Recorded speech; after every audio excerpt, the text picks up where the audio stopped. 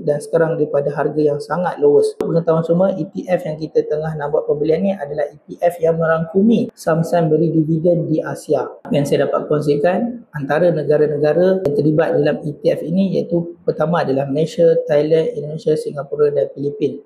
Top 10 saham yang ada di dalam ETF ini adalah yang pertama Telkom Indonesia, seterusnya ada Petronas Gas, saham berkaitan Thailand iaitu Bangkok Lucid Medical, dan kita ada Manila Electric dan IOI Corporation, Petronas Chemical dan lain-lain. Sektor allocation untuk fund ni lebih kepada utilities iaitu 18%.